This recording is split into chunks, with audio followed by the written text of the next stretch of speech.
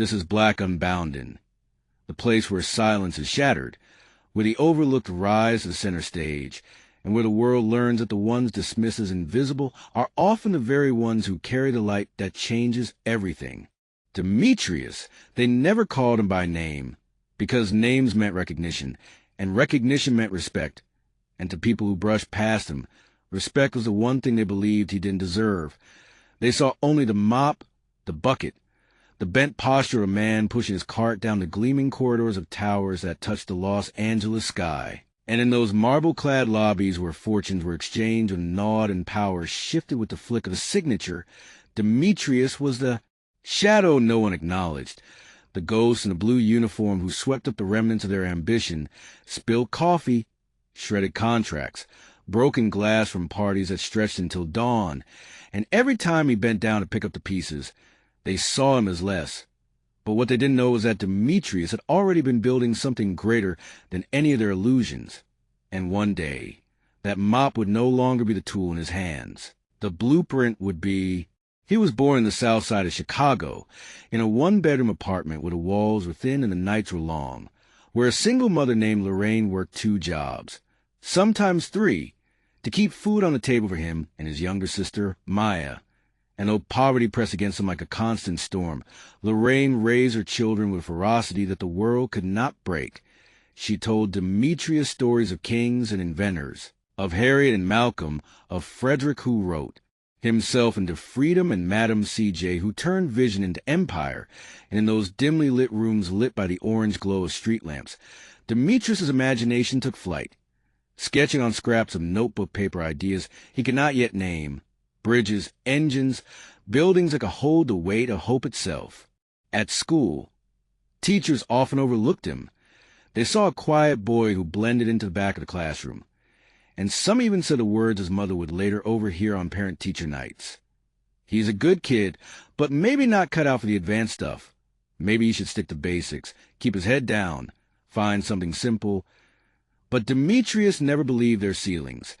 He saw beyond the chip paint of the classroom walls. He dreamed of glass towers rising from drawings that started in the margins of his math homework, and while other kids laughed, he kept his head bent over blueprints of a future they could not see.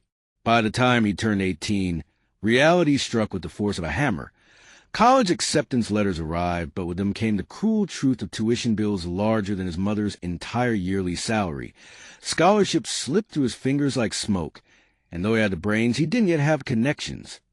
So he made a choice, one that many would call humbling, but he saw as stepping stone. He took a janitorial job at one of the very firms whose glossy brochures had inspired him since boyhood, Hamilton and Keene, an architecture empire in Beverly Hills, a place where million-dollar deals were inked in the air-conditioned comfort conference rooms, while outside, men like Demetrius scrubbed fingerprints from the glass doors.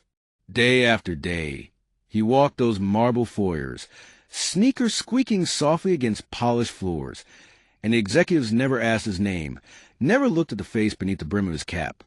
They saw only the reflection of their own importance in the glass he cleaned, but while they dismissed him, he was watching, listening, learning, memorizing the language of design, the rhythm of negotiations, the way blueprints unfurled across long tables like sacred scrolls, and every night after clocking out, he carried those images home and translated them into sketches, refining, revising, redrawing until his small apartment floor was covered wall to wall with visions of buildings that could reshape a skyline.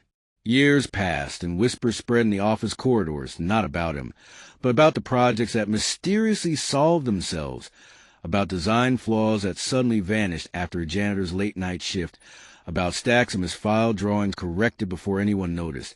And while no one connected the dots, Demetrius was silently leaving fingerprints on the future. Until the night of the gala.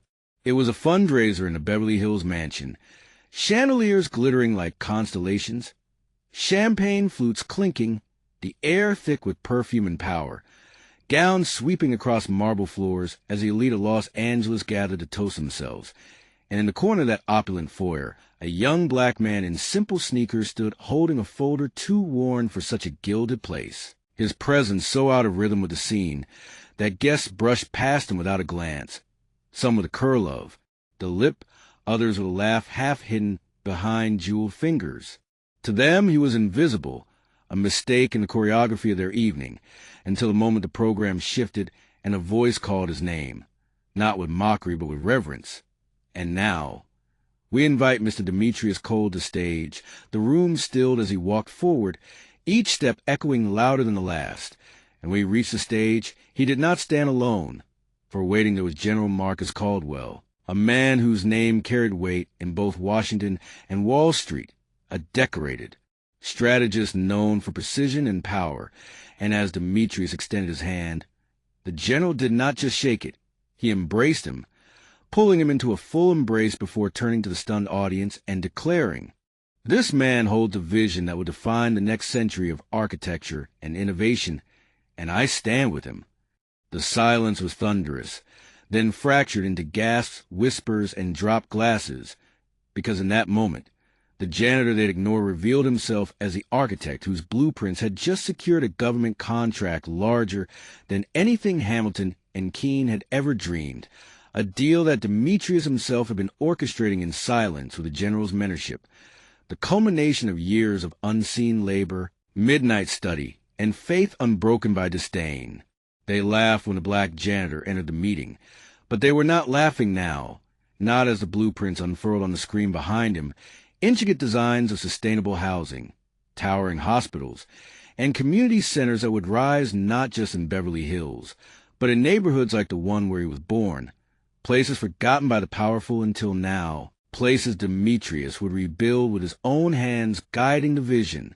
And as applause slowly rose, hesitant at first and unstoppable, he lifted his chin and for the first time spoke words not of anger but of truth.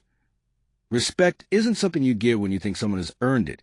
It's the starting point for every human being. You thought my mop defined me, but what you didn't see is that every sweep of that floor cleared space for a future you could not imagine. And that night, they did not just see a janitor. They saw a man who had turned invisibility into power, who had transformed silence into blueprints, who had rewritten the script they tried to assign him. And the moral, the lesson carved into that moment like scripture etched in stone, is this: never mistake humility for lack of brilliance. Never confuse a uniform for the limits of a soul. For the same hands that scrub floors can one day sketch the skyline. The same feet that shuffle past unnoticed can stride onto a stage that makes the world gasp. And the same voice silenced in the back of the room can one day speak truths that bring empires to their knees. Life's lesson is simple yet unyielding. See people, not roles. Value presence, not appearances. Because the one you overlook today may hold a vision that saves you tomorrow. And when you witness someone walking in quiet strength, do not dismiss them, for you may be in the presence of history itself being written before your very eyes. Thank you for watching today's story. If this moved you, inspired you, or reminded you of your own worth, don't forget to like, share, and subscribe to our channel. And let us know in the comments where you're watching from. Your voice matters here. Until next time, stay strong, stay seen, and never stop building what they say you can't.